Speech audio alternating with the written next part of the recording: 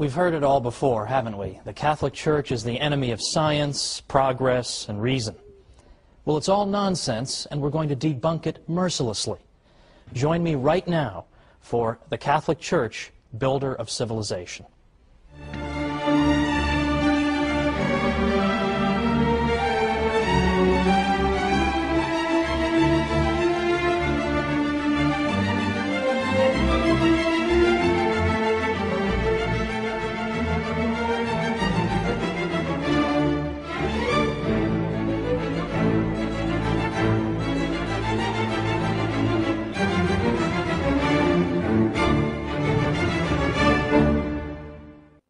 Welcome to the Catholic Church, Builder of Civilization. I'm your host, Thomas Woods. I'd like to begin this 13-program series with a fact that's fairly obvious to most of us. There's a bit of a double standard in the world when it comes to the Catholic Church. You can say anything you like about the Catholic Church, your career won't be over, no one will care, there'll be no candlelight vigils or hunger strikes. You say anything you like about it, and that's just fine. If anything, you'll be even more welcome in fashionable circles than before. So, what's the result of that? The result is that you can get away with saying the most absurd, ludicrous things about the Catholic Church. And people believe it. People are inclined to believe every ridiculous calumny against the Catholic Church. But worse still, some Catholics themselves, I think, have begun to interiorize some of these criticisms. And deep down, I think they themselves wonder, has the Church really been a positive influence in history, after all? Hasn't she been responsible only for repression and ignorance? And hasn't she been an opponent of the sciences? We've all been taught to believe this. It would be a miracle if people didn't believe it. But it's not true. And in this series, we're going to show why it's not true. And we're going to show the true glory of the Catholic Church. Now, the attacks on the Catholic Church and on religious belief in general have accelerated just over the past 5 years or so. We've already seen, in recent years, best-selling books by Richard Dawkins and Daniel Dennett and Sam Harris condemning religious belief in general as irrational and foolish, and in effect they're saying to children in this country, your parents are stupid for teaching you the faith. Worse than that is that after the July 7th, 2005 bombings in London, what we began to see is this trend, that Islamic terrorism is now giving intellectuals an excuse to oppose all religion. The argument being that all religion is irrational, all religion can give rise to violence, so it should all be condemned.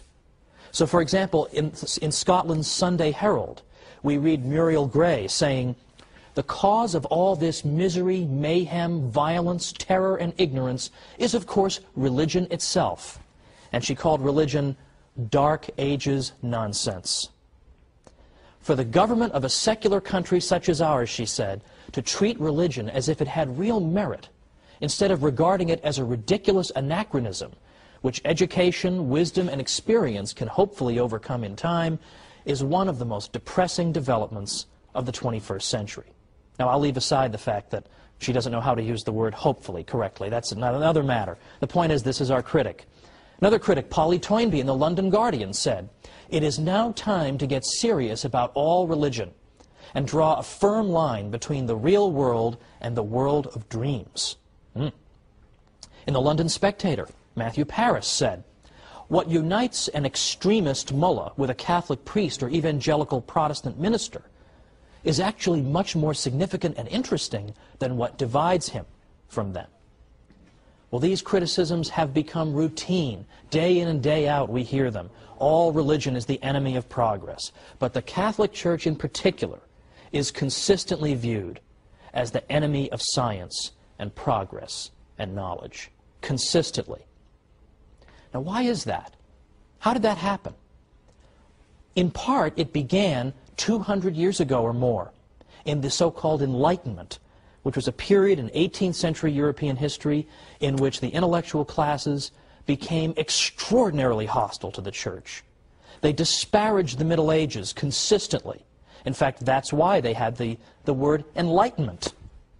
Because the idea was that before the Enlightenment, before the wonderful 18th century, all we had was misery and backwardness and ignorance fostered by the Catholic Church. But now, thankfully, we have secular intellectuals to bring us enlightenment. I sometimes think that the most depressing job on earth must be to be a history professor who teaches about the Middle Ages. It must be the most depressing job on earth. All day long, you lecture about the Middle Ages, and you say, Middle Ages weren't so bad. In fact, a lot of great things happened in the Middle Ages. Catholic Church made a lot of great things possible. You lecture on this all day long. You write books and articles on it. You even appear on television. You appear on radio, and you talk about it. And what happens? You get home at night, you turn on the TV, nothing you've done has made any effect. Everybody still believes the Middle Ages was a time of ignorance and repression, and it was all the fault of the Catholic Church. All of that stuff, in effect, cannot be dislodged. It must be extremely depressing. Now, why are these falsehoods so resistant to the truth? Why is it so hard to get people to change their minds on this? Well, ever since the Enlightenment, what has taken root in our culture and in our way of thinking is that the Catholic Church is assumed to be wrong, and that secularism, that is the idea of organizing society and all of life without reference to God, that is said to be the source of progress. So by definition, anything the Church is connected to involves retrogression. Whereas anything that a secular intellectual brings us, well, that brings us progress. And that has been the lens through which history has been viewed over the past 200 years. That's why it's only over the past maybe 50 years that we've begun to see historians finally cracking through this nonsense and finally saying, wait a minute, not only did the Catholic Church not obstruct the sciences, she may have helped to foster them. Not only did secularists not invent the science of economics, for example, but in fact it turns out it was Catholic priests and professors who developed the ideas of economics centuries earlier, and on and on and on. But it's taken a long time to crack through this accepted idea that the Church is responsible for retrogression and ignorance. It's taken forever. Now let's think about some of these areas in which the Catholic Church has really built our civilization. I mean, I choose that word advisedly. Why is it that the Catholic Church can be said to be her builder? Well, for example, consider how we think about charity, charitable work. We think that you're engaged in charity when you help somebody without any expectation of a reward. When you do it because it's good and it's right to do it. You do it because you know that in the grand scheme of things, that unfortunate person is in some sense your equal, having been made in the image and likeness of God. And so you help that person. You don't help that person because you expect 3 years down the road to revisit him and say, remember that $15 I gave you, why don't you cough it up? Or to revisit him and say, I need votes, I need some political support, why don't you come help me? We don't do it so we can tell the whole world, hey, look at what a great guy I am, I just gave that guy $10. We don't do it for those reasons. We do it for the reasons that I gave, purely disinterested motives. Well, where do we get that idea? That idea comes from the Catholic Church. Because in ancient Greece or Rome, if you had said, oh, I'm going to go help somebody with no expectation of any reciprocity, I'm just going to go do it out of the goodness of my heart, they would have thought you were crazy. What are you talking about, man? Much less the idea that I would pray for and even try to help my own enemies. What, are you insane? But yet today, we take this for granted as the ideal, that the good man tries to observe these principles. But again, where do they come from? They come from the Catholic Church. The Catholic Church teaches this about charity. The ancient world didn't. So here's an area in which things that we take for granted, this is the way we think, we take it for granted. Where does that come from? It comes from the Catholic Church. We'll have more to say about that in a future episode. How about the idea of rights, that I have a right to own property, or a right not to be killed, for example? Where does that idea of rights come from? Well, we've always been told that secularists in the Enlightenment, or just before the Enlightenment, came up with this idea in the 17th century. All of a sudden, boom, rights just developed. Well, that's not true either.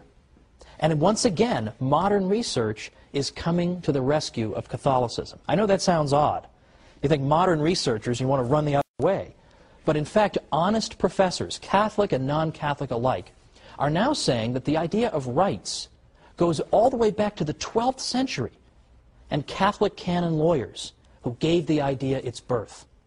And the idea of a right simply means that I have a certain immunity to invasion by you. You can't just arbitrarily kill me or deprive me of my property, things of this nature. That's all a right is, that it would be wrong for you to interfere with me in these areas. And where does this liberating idea come from? From the heart of the church. Or again, economic science. Did Adam Smith just think of economics in the 18th century? It all just came out of his head. He had this gigantic head, and all of economics just poured out of it. No. In fact, for the past 50 years, what have historians been saying? They've been saying that it was the Catholic scholastics, professors who taught in particularly Spanish universities, and specifically the University of Salamanca, that gave birth to modern economics. They were the founders of economics, not secularists of the Enlightenment. This is now being discovered. On the wall of my office, I have a framed picture of the University of Salamanca. Now, most people would come in and say, "What's the matter with you, man? Why would you, of all universities, pick this one?" It's because I know that this is where economics was given birth. And if you're a geek like me, you're very interested in and you love economics. But then finally, for right now, before our break, what about our commitment to reason? Don't we always pride ourselves in Western civilization on our commitment to the use of reason? That we use human reason to resolve disputes and to settle debates? Well, of course. But where does that come from? Where does that come from? That also comes from the Catholic Church. Why? Because the university system that the Catholic Church fostered encouraged debate, rigorous debate. And human reason was held up as the great arbiter to decide all these matters that are up for debate. Again, isn't that the opposite of what you're told? What we're told is that the Catholic Church is an enemy of reason. To the contrary, there has been no greater champion of reason. But it's not just reason. It's more specific applications of reason. For example, the sciences in particular. The sciences, more than we realize, owe themselves to the Catholic Church. Now, why is that? It's the opposite of what we're told, but believe it or not, historians of the past 50 years have begun to say the Catholic Church is more and more responsible for the sciences. Come on back and we'll talk about this after the break.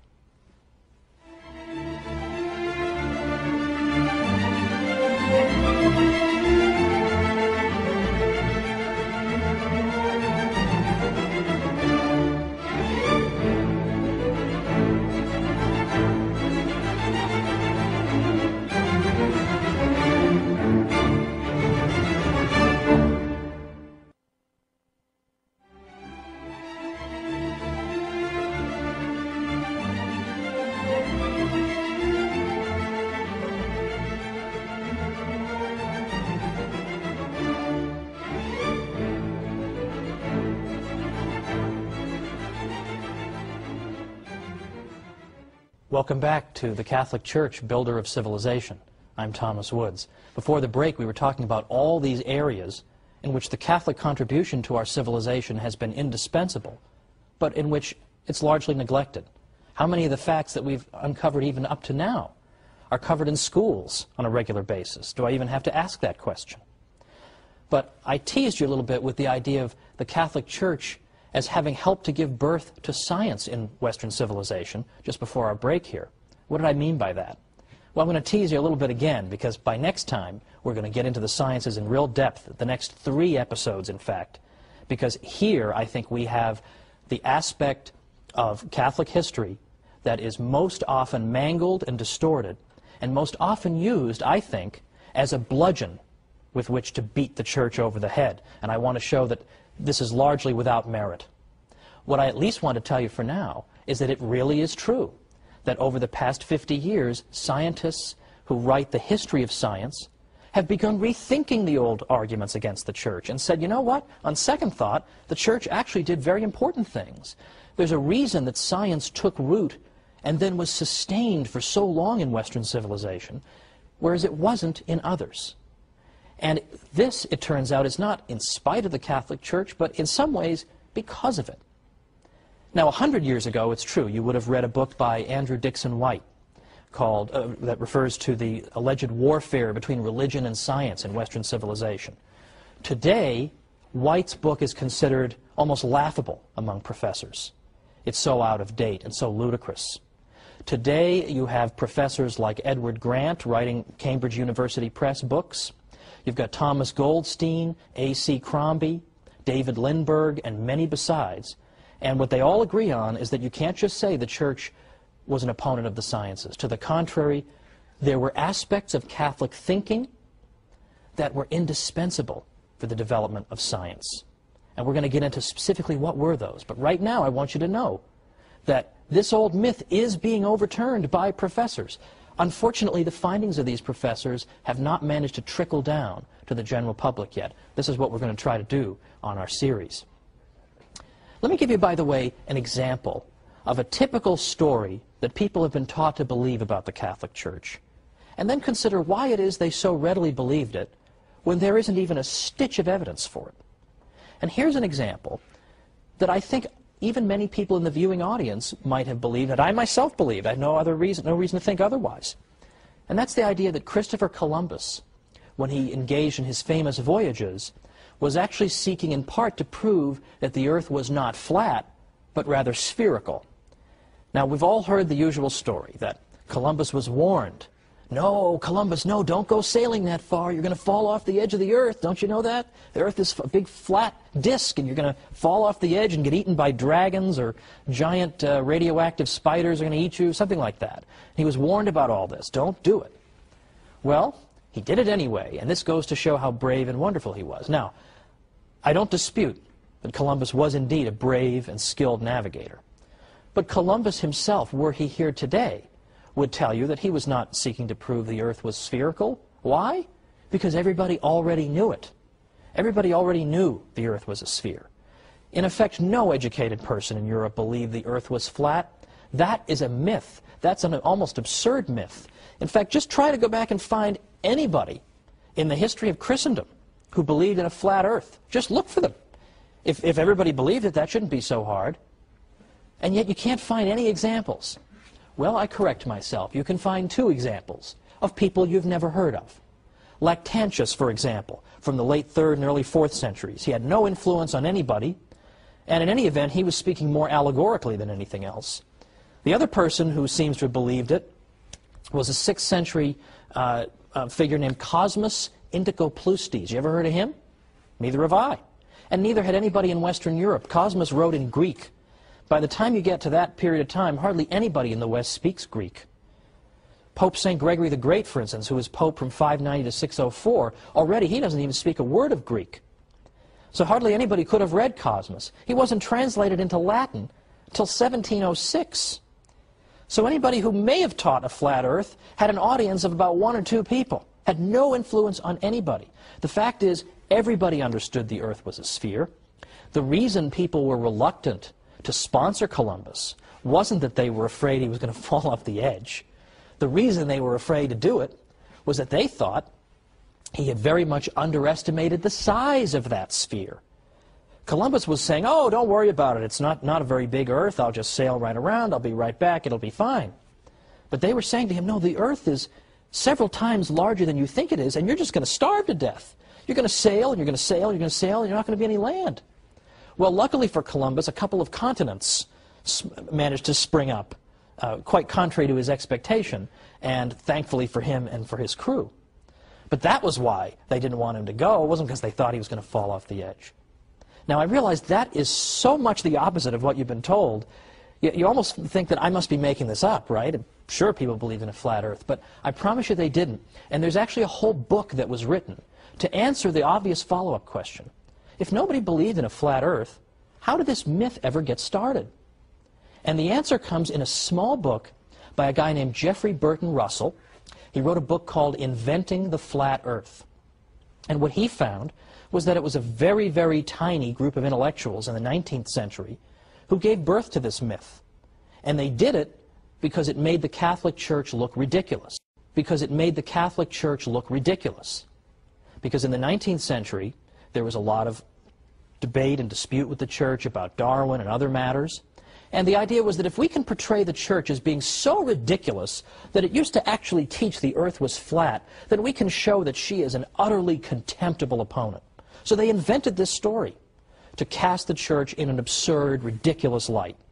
I am sure they had no idea the longevity of this myth, that in the 21st century people would still be taught it. I'm sure somewhere in the world right now as I speak, somebody's being taught the stupid church taught the earth was flat and brave, heroic Columbus proved them wrong. It just won't go away. But why won't it go away? Why does it have such staying power? And the reason is that it feeds into this Enlightenment stereotype, right? The Catholic Church is stupid, it inhibits progress, it forces us to believe foolish things. Well, that's exactly what we see in the flat earth myth, isn't it? Who could possibly believe the earth was flat? The ancient Greeks actually measured the circumference of the earth. So obviously they knew it was round. How could the foolish church think anything different? So there's a great example that can easily be overturned. But it hasn't been overturned because it serves a purpose. If you tried to invent some myth today about any famous person you could think of and say that so-and-so believed such and such, it would last for about 3 seconds. But people believe what they are prepared to believe. And people are prepared to believe the worst about the Catholic Church. So the point of the series, the point of the next 12 weeks in which I'll be joining you, is to go after not simply these little myths, but to build up an edifice to show the glories of the Catholic Church. Not simply to say, well, the church didn't really do this, or the church wasn't really so bad over here. We're not going to make any progress if our message is, the Catholic Church, not as bad as you thought. We need something a little more vigorous, a little more vigor in our message. We need instead to say, it's not simply the Catholic Church isn't as bad as you thought, or she didn't really teach the earth was flat. We can't win by always running around putting out fires. Nobody ever built a house by putting out fires. Fires have to be put out, it's true. But we understand that we can't build if that's what we're always doing. If we're always letting opponents of the church define the debate for us, then we're always going to be on the defensive. And it seems to me, given the state of our civilization, that it's about time that we went, shall we say, on the offensive. And we showed people all the glories of the church, and we showed them all this hidden history. So we don't have to say, oh, we're not really as bad as you think. We're far more glorious than we ourselves even realize. And we are going to be up against, well, frankly, very, very influential people in this world. I'm sure many of you remember that the European Union's Constitution excludes all mention of the Christian influence on Western civilization. How willfully blind would you have to be, surrounded by cathedrals and religious artwork and the fruits of what the church has given us? How blind would you have to be not to mention that the church had a little something to do with building this civilization? No. Instead, the European Union Constitution begins and ends with the idea that Western civilization, that comes to us from ancient Greece and Rome, and then from the Renaissance and the Enlightenment. And that 1,000-year period in between, well, I don't know what was going on. Apparently nothing much. That's the standard view, and that was the standard view many people had up until, as I say, as recently as 50 or 100 years ago.